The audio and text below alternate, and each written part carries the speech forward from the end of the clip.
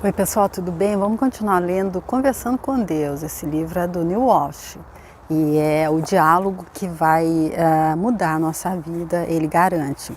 E o Neil Walsh é um escritor estadunidense e mensageiro espiritual, cujo trabalho tocou o coração de milhões de pessoas. Walsh escreveu diversos livros sobre a espiritualidade contemporânea ao longo da carreira dele. Decidiu partilhar o que sabia a partir do momento em que entrou em contato com Deus, escrevendo a série best-seller Conversando com Deus, traduzida para mais de 30 idiomas. E aí então uma série, são 3 livros, e foram traduzidos para 30 idiomas, como eles disseram, e a tradução desse aqui para português foi feita por Maria Clara de Biasi W. Fernandes. Graças a ela, então, a gente está podendo também participar das pessoas que estão podendo acessar esses ensinamentos que o Neil Walsh coletou aqui direto com Deus, ali nessa conversa que ele teve com Deus. E ele diz que essas perguntas esse primeiro livro é com perguntas universais, que todo mundo uma vez já fez. E nós estamos aqui no 3º capítulo, onde Deus fala para ele: o que você sempre quis perguntar? Pergunta, vai, pergunta tudo. E aí ele faz aqui 13 perguntas, e a primeira foi: quando a minha vida finalmente vai melhorar? O que é preciso para eu conseguir ter ao menos um pouco de sucesso? E algum dia a luta vai terminar? Ou seja, na primeira pergunta ele já colocou 3, tá? E Deus está respondendo, e respondendo essa primeira pergunta, o Neil Walsh já foi colocando outras. Então, no final do vídeo anterior, Deus estava dizendo que tudo passa pelo nosso pensamento, pelas nossas palavras e pelas nossas ações. E aí o Neil Walsh pediu para ele para ajudá-lo e nos ajudar a entender melhor. Deus disse: sim, claro que eu posso ajudar. E primeiro se concentre em seu pensamento mais elevado em relação a si mesmo. E aí ele disse que se a gente pode imaginar quem a gente seria se a gente vivesse de acordo com esse pensamento todos os dias, o que a gente pensaria, faria e diria, e como a gente reagiria ao que as outras pessoas fariam e diriam, aí se a gente visse alguma diferença entre essa projeção, isso que seria o que a gente faz hoje, diz e pensa, aí então se a gente via alguma diferença, então é porque a gente tem que estar começando a mudar alguma coisa. Aí o Neil Walsh disse: sim, eu vejo muita diferença. E aí ele disse: ótimo, é bom que você veja, porque assim você entende que você tem que mudar conscientemente seus pensamentos, palavras e ações. Tá tudo ali no vídeo anterior, tá? E aí terminou dessa forma, quando o Neil Walsh disse: esse tipo de exame mental contínuo poderia ser terrivelmente exaustivo. E Deus disse: sim, até que se torne uma segunda natureza. De fato seria. A sua primeira natureza é amar incondicionalmente. E a segunda é escolher manifestar conscientemente a sua primeira e verdadeira natureza. Então, qual é a nossa primeira natureza, de acordo com ele? Amar incondicionalmente. A segunda, manifestar conscientemente a nossa primeira e verdadeira natureza. E aí, se a gente deixa os nossos pensamentos todos soltos, se a gente pensa negativo o tempo todo, a gente acaba usando palavras negativas também e tendo ações negativas, nós não estamos expressando a nossa verdadeira natureza, que é o amor incondicional.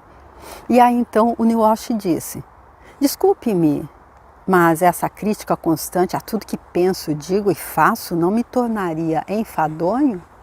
E aí Deus responde: não, diferente sim, mas nunca enfadonho. Jesus era enfadonho? Eu não acho. Era tedioso estar na companhia de Buda? Milhares de pessoas imploravam por estar na presença dele. Ninguém que adquire um profundo conhecimento é enfadonho. Talvez seja uma pessoa incomum ou extraordinária, mas nunca é enfadonha. Ou seja, o termo enfadonha aqui a gente pode entender que é uma pessoa chata, uma pessoa, sabe, entediante, uma pessoa que a gente, sabe, é melhor dormir um pouquinho do que ficar ali na aura dela, na energia dela. Então ele dizendo, ó, Jesus e Buda, eles eram enfadonhos?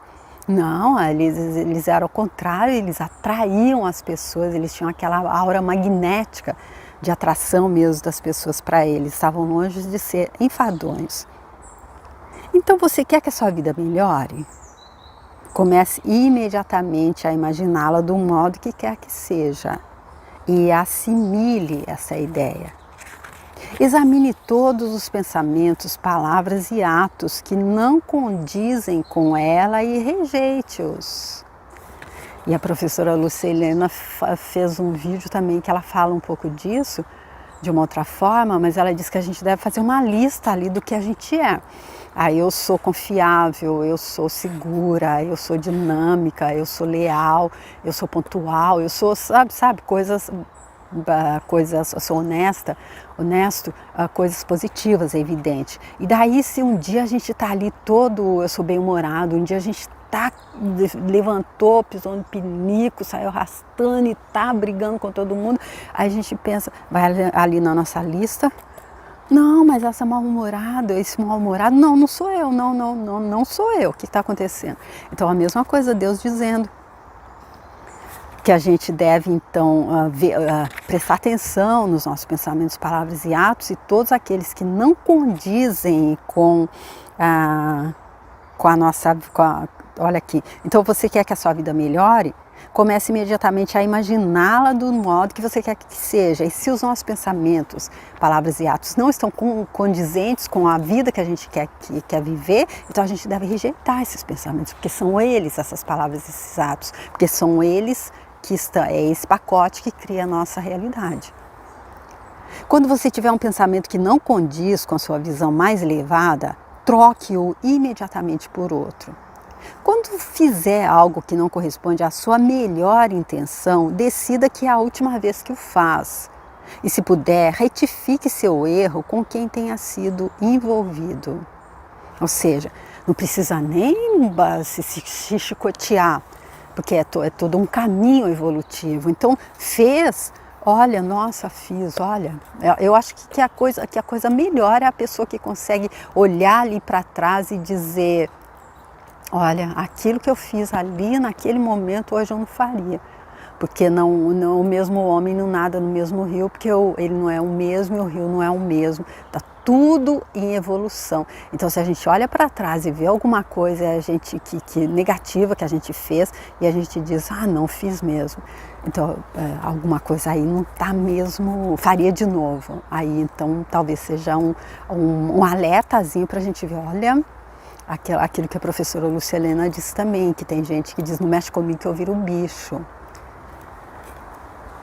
E aí vamos ver o que o Neil Walsh diz. Eu já ouvi isso antes, mas nunca levei a sério, porque parece muito falso. Quero dizer, se você está muito doente ou desprovido, como uma pessoa em situação de rua, não tende a admitir isso. Se está extremamente perturbado, não deve demonstrá-lo. O que me faz lembrar de uma piada sobre 3 pessoas que foram mandadas para o inferno.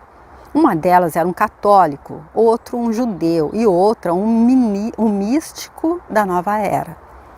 O demônio disse para o católico zombeteiramente, está gostando do calor? E o católico choramingou, estou oferecendo o meu sofrimento a Deus. O demônio então perguntou ao judeu, e quanto a você, está gostando do calor? O judeu respondeu, o que mais eu poderia esperar além de mais inferno? Nossa, será que é isso? O que mais eu poderia esperar além de mais inferno? Então não entendi muito bem. Então ele perguntou para o judeu também, você está gostando do calor? E ele disse, o que mais eu poderia esperar além de mais inferno? Então o inferno, mais calor seria mais inferno, enfim. Finalmente o demônio se aproximou do místico da nova era e lhe fez a mesma pergunta. Calor? Disse ele suando. Que calor? Isso é uma piada, tá? Uma piada que o Neil Walsh contou.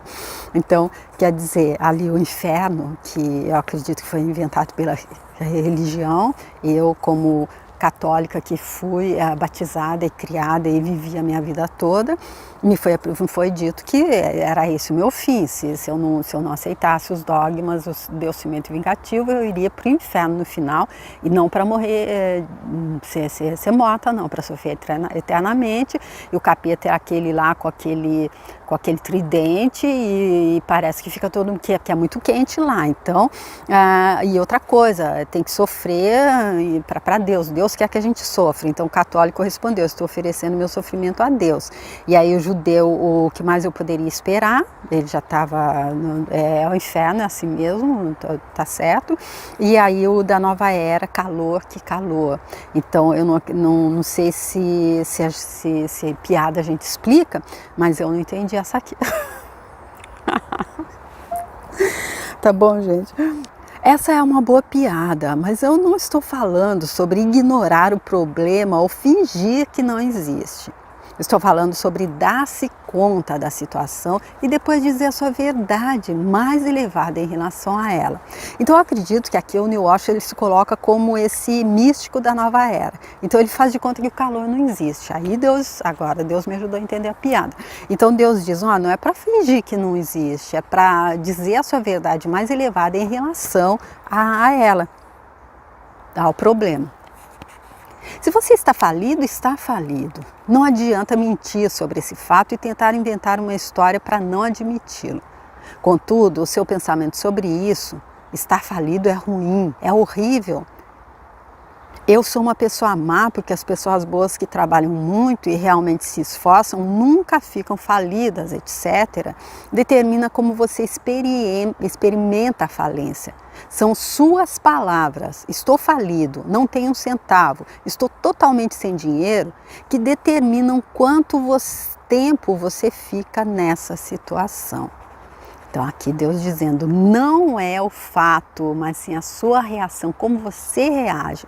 Então você está falido, está falido. Mas se você ficar, eu sou uma pessoa má, porque as pessoas boas que trabalham nunca vão à falência. Então é isso, são as suas ações decorrentes desse fato, então é que determinam quanto tempo você vai ficar nessa situação. São as suas ações decorrentes desse fato, sentir pena de si mesmo e desânimo, não tentar encontrar uma saída, porque afinal de contas, de que adianta?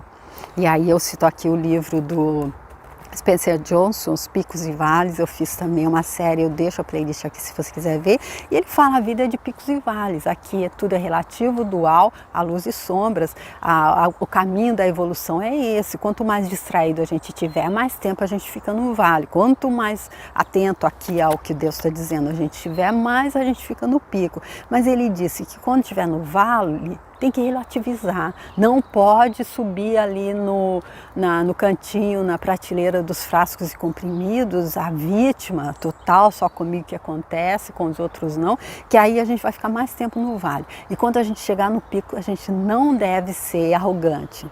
Então é esse o conselho dele nesse livro, que é super, super legal também. Então Deus dizendo aqui que é isso, é a nossa reação, então sentir pena de si mesmo e desânimo, não tentar encontrar uma saída, a gente faz isso, porque afinal de contas de que adianta? Então a gente joga a toalha, é melhor sentir pena de mim mesmo, ver quando vem alguém abrir essa porta para me tirar desse buraco. Às vezes é aquela coisa, a pessoa pode estar caída em um buraco fundo, alguém pode jogar uma corda, eu estou lá no fundo, mas eu tenho que fazer o esforço de pegar a corda, passar pela minha cintura e aí a pessoa me puxa. Senão ela pode jogar e eu fico ali, eu tenho que fazer. É a minha ação, e para fazer a ação eu tenho que mudar meu pensamento e as minhas palavras. A primeira verdade a saber sobre o universo é que nenhuma condição é boa ou má, apenas é. Por isso, pare de fazer julgamentos de valor. Você está no plano relativo, tudo apenas é, nada é bom ou ruim, apenas é. Napoleão Hill diz nos livros dele também, o Andrew Carnegie, o mentor dele, eu acho que a frase é do Andrew, que há uma semente de êxito em toda a diversidade. Então, como receber dessa dor? O que eu posso aprender com isso? Qual é a lição que tem para mim? Se é uma prova, então qual é o presente? Onde está a semente de êxito nessa adversidade? Se foi uma coisa que eu tive que passar por causa de alguma coisa que eu já plantei lá no passado, a gente entende o princípio da causa e efeito, aí então qual é a lição que tem para mim nisso? Porque não há nada, nenhuma condição é boa ou má, apenas é. Por isso pare de fazer julgamento de valor. A segunda verdade é que todas as condições são temporárias, nada é imutável, nada permanece estático. A maneira como uma situação muda depende de você. Ou seja, o outro pode continuar fazendo exatamente o que ele está fazendo. A situação pode continuar sendo a mesma, mas ela só vai mudar se a gente mudar. Aquela coisa do cara que está barbudo e resolve que ele vai tirar a barba, ele vai, passa ali o creme do barbeador no espelho e barbeia o espelho, não vai adiantar nada. Desculpe-me, mas tenho de interromper o senhor novamente. E quanto à pessoa que está doente, mas tem a fé que moverá montanhas e por isso pensa, diz e acredita que irá melhorar, apenas para morrer 6 semanas depois. Como isso se encaixa em toda essa história de pensamento positivo e ação afirmativa? E agora eu não sei se Deus vai conseguir sair dessa, porque Napoleão Hill colocou Napoleão Hill não. O Neil Walsh colocou uma pergunta aqui que deixa ele ali quase, vamos ver como é que Deus vai responder. Muito bem, você está fazendo perguntas ótimas. Não está apenas aceitando a minha palavra. Chegará a um ponto em que terá de aceitá-la, porque acabará descobrindo que podemos discutir isso para sempre, até não restar outra coisa a fazer além de aceitá-la ou negá-la. Mas ainda não chegamos a esse ponto. Por isso, vamos continuar a conversar. Aí Deus dizendo, tá bom, se você não quer aceitar a minha palavra, então bora lá. A gente pode discutir aqui mais, a eternidade está aí mesmo, porém vai chegar um ponto que você vai aceitar ou não, aceita ou nega, mas não fica no meio termo. Mas não chegou ainda, então vou continuar ainda, vou ver se eu consigo te fazer entender. A pessoa que tem a fé para mover montanhas e morre 6 semanas depois, moveu montanhas durante 6 semanas, que podem ter sido suficientes para ela. Talvez tenha decidido na última hora do último dia, agora basta, estou pronto para participar de outra aventura. Talvez você não tenha conhecido essa decisão, porque essa pessoa pode não ter lhe contado. A verdade é que pode tê-la tomado um pouco antes, dias ou semanas, e não ter contado a você ou a ninguém.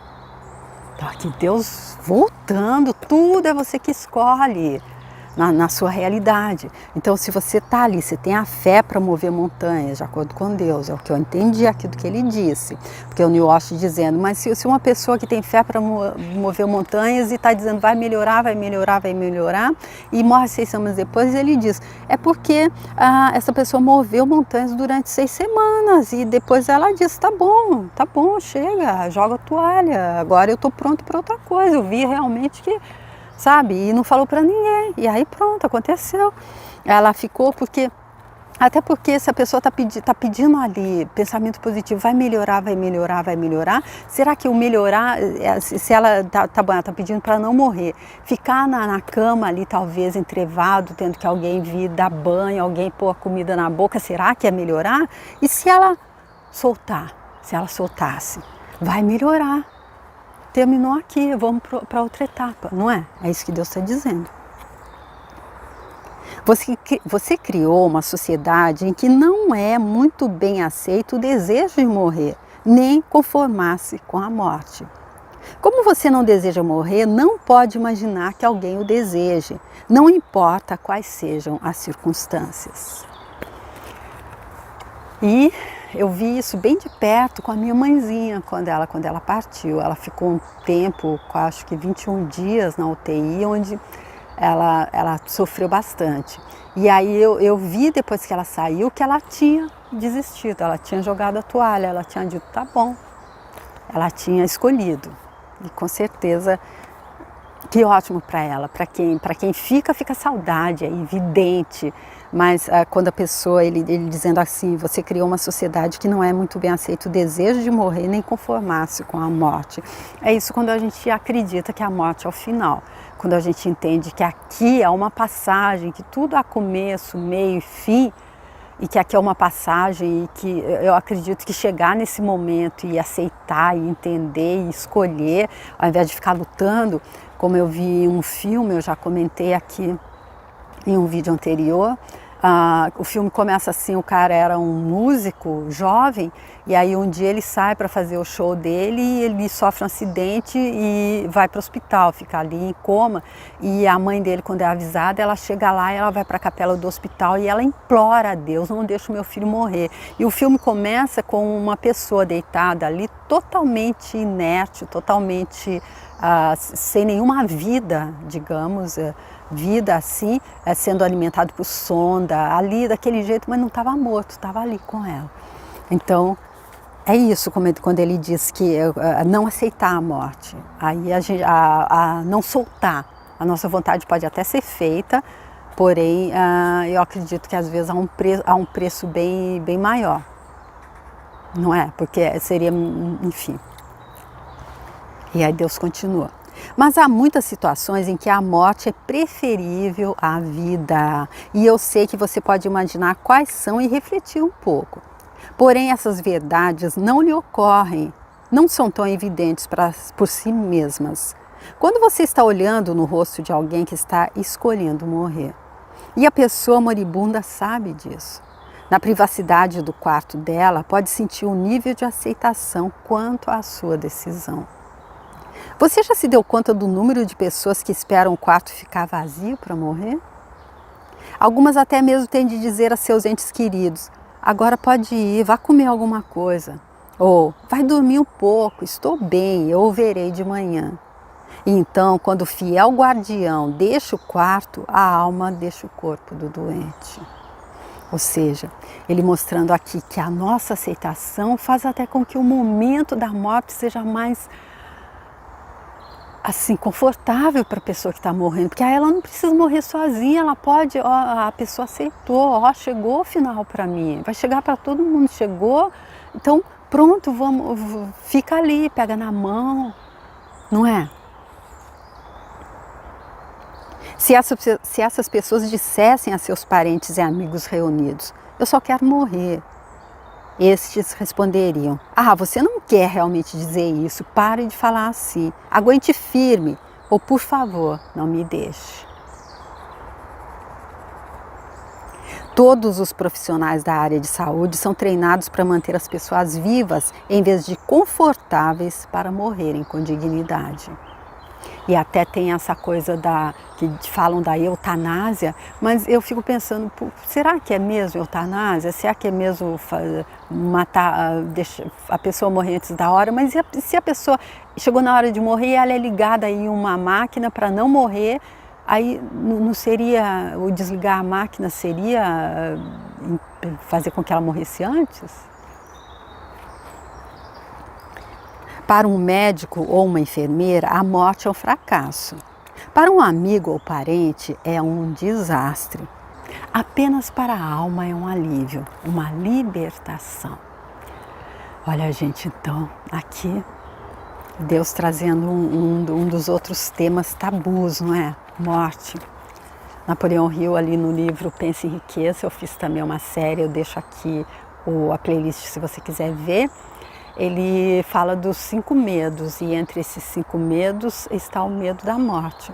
Ter o medo de perder a pessoa que ama, o medo de ficar pobre, o medo da pobreza, o medo de perder a pessoa que ama, o medo da morte. Os outros eu não lembro exatamente. Então aqui Deus deixando claro como pode ser bem mais fácil quando a gente entende o que é o ritmo natural da vida, que é como é. E quanto mais a gente quer que a pessoa fique com a gente, mais a gente dificulta aquele momento para ela, não é? Tá, gente? Então eu fico aqui nesse vídeo, espero que você tenha gostado da forma como eu interpretei esse diálogo que o Neil Osho está tendo com Deus, que ele garante que vai mudar a nossa vida. Se você tiver gostado e se você quiser curtir, compartilhar e comentar. Muito obrigada. Se você quiser entrar lá no meu canal, tem esses livros que eu citei, que eu deixo aí no card, mas tem também muitos outros lá, que com certeza você vai gostar, se você está gostando desse, se você gosta desse tipo de leitura, tá bom? E aí, se você quiser entrar lá, já estando lá no meu canal, se você quiser se sentir à vontade, se for leve, se você quiser se inscrever, eu também fico muito grata, tá bom? Espero te ver para o próximo vídeo. Tchau!